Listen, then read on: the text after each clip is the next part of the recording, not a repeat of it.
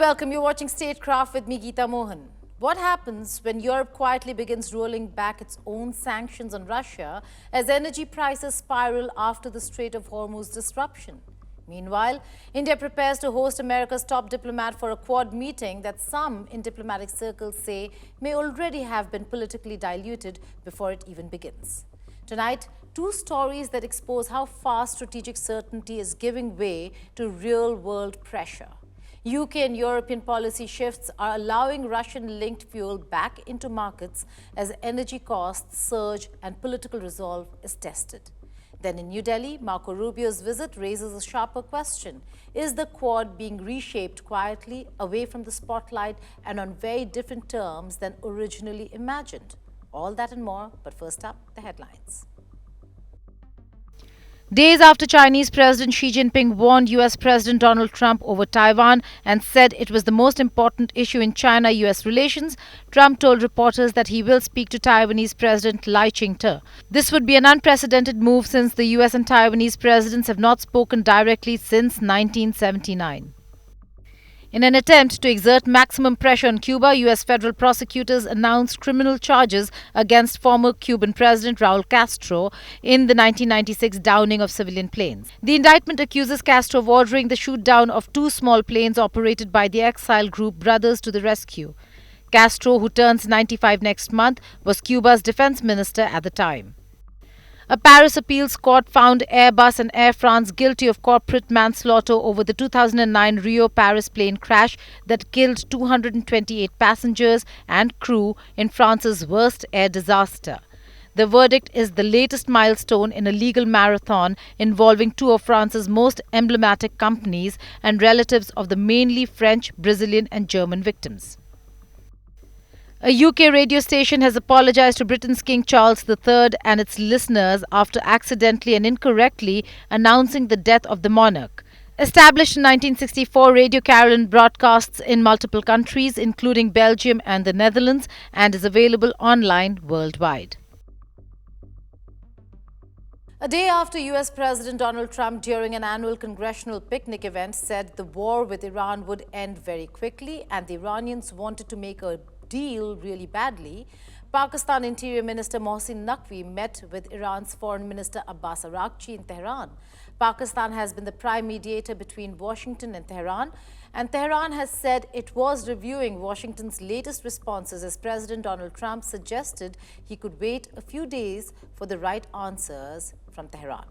Meanwhile, an Axios report says a tense phone call took place between Trump and his Israeli counterpart Netanyahu regarding the progress of the Iran war.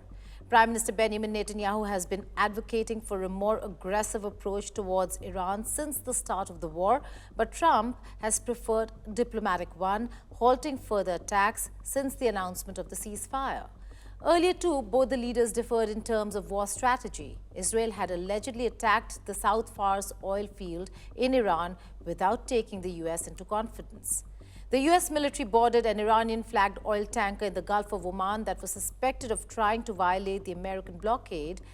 That is one of the latest actions by the Trump administration to try to push Tehran to reopen the Strait of Hormuz. The US Central Command said on social media that the MT Celestial Sea was searched and redirected after being suspected of trying to head to an Iranian port. It's at least the fifth commercial vessel to be boarded since the Trump administration imposed blockade on Iranian shipping in mid-April. Iran's new body overseeing the Strait of Hormuz, called the Persian Gulf Authority, has said its claimed area of control extends to waters south of the United Arab Emirates port of Fujairah, which hosts oil infrastructure designed to bypass the strategic waterway. Meanwhile, NATO Supreme Allied Commander Europe Alexis G. Grinkovich told reporters that the conditions under which NATO would consider operating in the Strait of Hormuz are ultimately a political decision. One of the masterminds of the 2019 Pulwama attack, which left over 40 CRPF personnel dead, was killed by unknown gunmen in Pakistan-occupied Jammu and Kashmir. A resident of Pulwama, Hamza Burhan, known as Doctor, was designated as a terrorist by the Union Home Ministry of India in 2022. Born in Kharbatpora in the Rathnipora area of Pulwama, Burhan left for Pakistan in the year 2017 under the pretext of pursuing higher studies. However, he joined the banned terror outfit Al-Badr and soon rose to the rank of commander in the outfit. He returned to Kashmir later and was involved in radicalizing youth and indoctrinating them. Burhan has been linked to several terror-related activities in Jammu and Kashmir, including the 14th February 2019 Pulwama terror attack. Burhan's killing comes against the backdrop of a series of mysterious attacks targeting terrorists and top commanders of Lashkar-e-Toiba, Jaish-e-Mohammed and Hizbul Mujahideen. The Pulwama incident was one of the deadliest attacks on security personnel in India carried out by JEM, that's Jaish-e-Mohammed. JEM terrorists rammed an explosives-laden car into a convoy of the CRPF at Lethpora, killing 40 personnel. The attack led the Indian Air Force to launch a surgical strike in Balakot in Pakistan a few days later, raising tensions between the two countries. Security agencies said Burhan provided explosives and grenades to the terrorists who carried out the Pulwama attack. He was also found to be involved in the grenade attack on CRPF personnel on the 18th of November 2020 as well.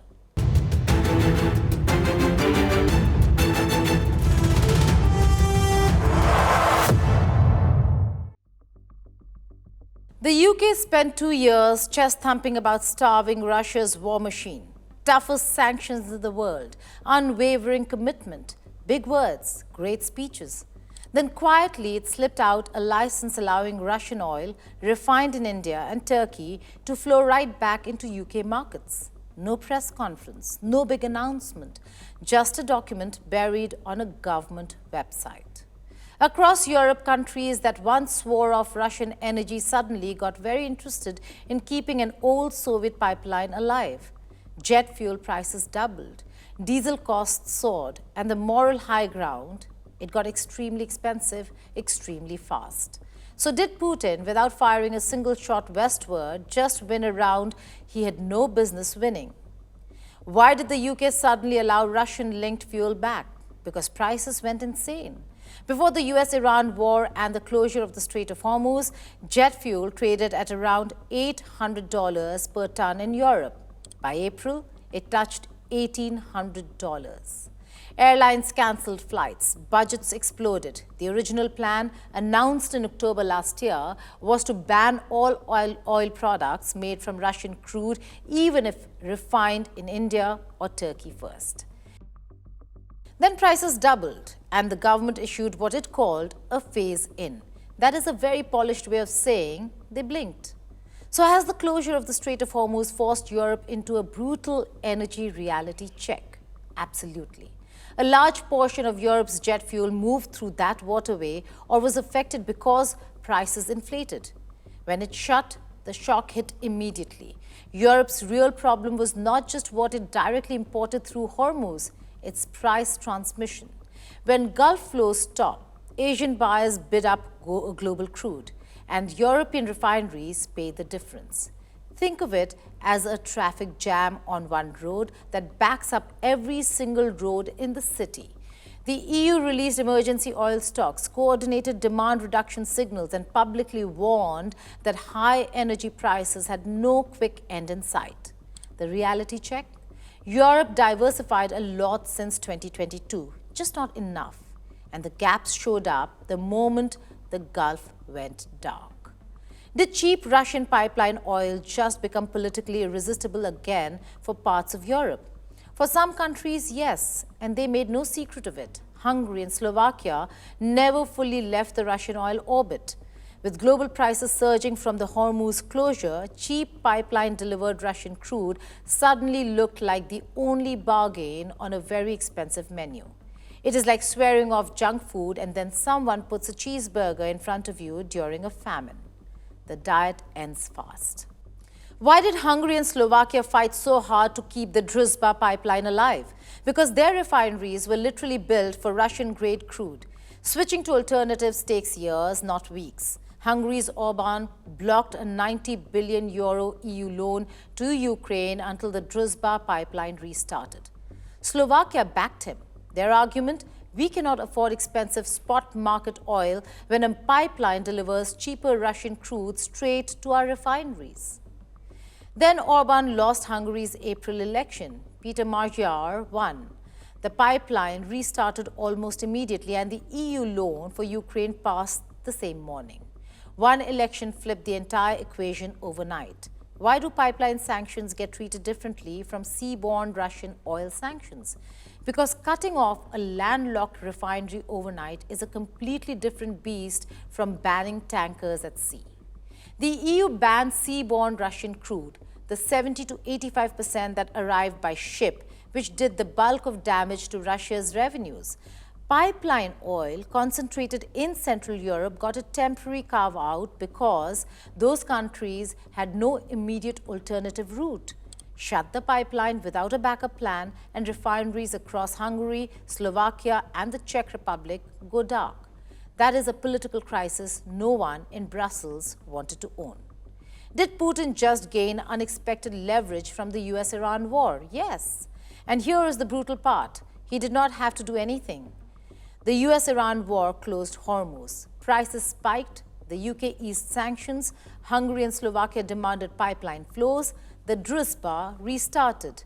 Putin did not manufacture this crisis. He did not need to. The US-Iran war handed him a lifeline, and parts of Europe grabbed it before anyone had the nerve to say no.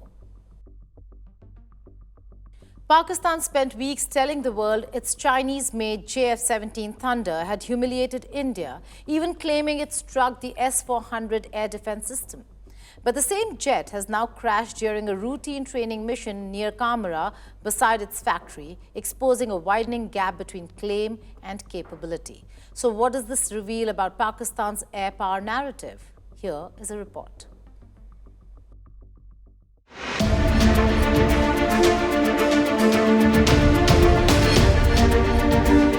Pakistan spent weeks telling the world its China-made JF-17 Thunder had humiliated India. It claimed the jet had taken out India's prized S-400 missile system. It celebrated, it boasted. The internet lit up with Pakistani generals and ministers declaring victory in the skies. And now the same jet crashed. Not in a dogfight, not over enemy territory, during a routine training mission, right next to the very factory that builds it.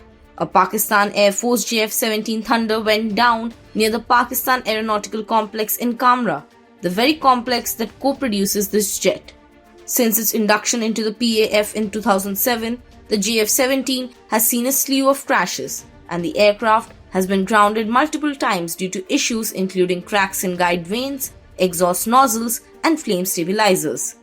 Both pilots ejected, reportedly sustaining serious injuries. No civilian casualties. But the damage to the aircraft and to Pakistan's credibility was severe. This is not an isolated incident. This is reportedly the 7th crash involving Chinese origin fighter aircraft in Pakistan in recent years. Now rewind to May 2025. Pakistan claimed its JF-17, protected by intensive electronic jamming and extensive use of decoys, had penetrated the firing envelope of India's S-400 battery at Adampur and launched hypersonic CM-400 AKG missiles at it. Pakistani state media ran with it. Celebrations erupted. The JF-17 was declared a game changer. India's S-400 downed a PAF JF-17 Thunder, and the IAF chief called it the longest ever surface-to-air kill ever recorded. The JF-17's tragic flaw is said to be its engine. Powered initially by a Russian RD-93, even the Chinese Air Force found it lacking and never inducted the jet into its own fleet. Think about that. China built it, but China won't fly it. The JF-17 has serious documented flaws: low endurance, poor accuracy, unreliable airborne interception radar, low payload capacity, and frequent failures of key modules. And yet, this is the backbone of Pakistan's Air Force. When your prized jet goes down during a training flight, in peacetime, right next to where it was made, it stops being a thunder. It becomes a blunder. With Shrita Sen Majumdar, Bureau Report, India Today Global. India is preparing to host a major diplomatic moment for the Indo-Pacific. but the timing is delicate. U.S. Secretary of State Marco Rubio is set to arrive in India on his first official visit from May 23rd to the 26th of May, a trip that places him directly into the center of Quad diplomacy at a moment when questions are growing not about what the Quad is doing, but whether its most visible political moment in India has already been quietly disrupted before it even begins. Marco Rubio will travel across 4 Indian cities, Kolkata, Agra, Jaipur and New Delhi. The visit comes immediately after his participation in the NATO foreign ministers meeting in Sweden. In India, the agenda is wide-ranging: trade, defense, energy, and broader strategic coordination in the Indo-Pacific. Officials say Rubio will hold high-level meetings with senior Indian leadership before attending the Quad foreign ministers meeting in New Delhi on the 26th of May. The U.S. Embassy in New Delhi has confirmed the Quad format will include Australia, Japan, India and the United States, with Australian Foreign Minister Penny Wong and Japanese Foreign Minister Motegi Toshimitsu also expected to attend. The meeting will be chaired by India's External Affairs Minister Dr. S. Jaishankar. But even before the ministers sit down at the table, a question is already circulating in diplomatic circles. Has the Quad summit, which India is expected to host, already been quietly weakened? Not cancelled, not abandoned, but structurally diluted in both timing and political weight. That question links directly to a broader debate now surrounding the Quad itself. A recent assessment argues the group is not in decline, but in transition.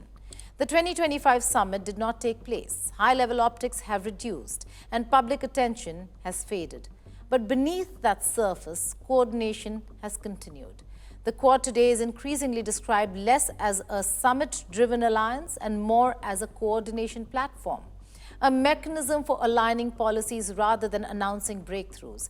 Its work now sits in technical groups, working-level engagements, and sector-specific cooperation on infrastructure, maritime awareness, and emerging technologies.